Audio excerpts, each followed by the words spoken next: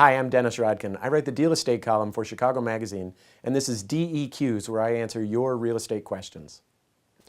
A reader named Stevie asks, should I buy or rent in the $270,000 condo price range? I'm thinking of renting as of now since the housing market is a roller coaster.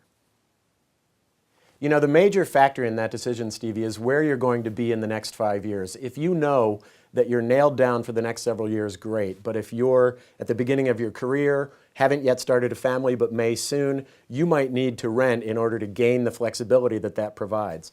But let's assume for the moment that all that is settled for you and just do the calculations. I went to Aaron Galvin, who runs Luxury Living Chicago, a high-end rental finding service, for help looking at the calculations on the two sides for you.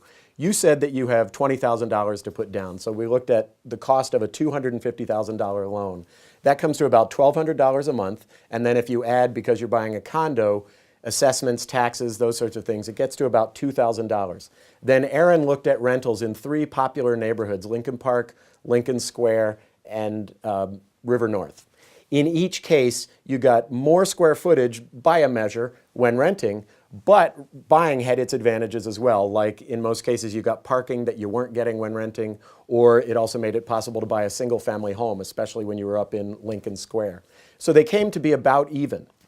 However, when you're renting, as Aaron Galvin pointed out, you have the option, if you've moved to a new neighborhood, of deciding this neighborhood didn't work out for me and I'm going to move on without the hassle of trying to sell a house. So those are some considerations to make. But another one to keep in mind is I was thinking about that $20,000 you have for a down payment. That's a nice big chunk of change. And in the next several years, housing prices aren't likely to go up very far. They're going to go up slowly.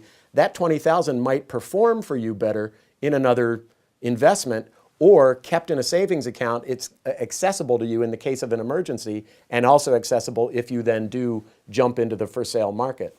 So I think what we both agree, Galvin and I both agree, is that for now it's a good idea for you to rent as you think it is, but keep your eye on that for sale market. Thanks for your questions. Send me more at dennis@rodkin.com.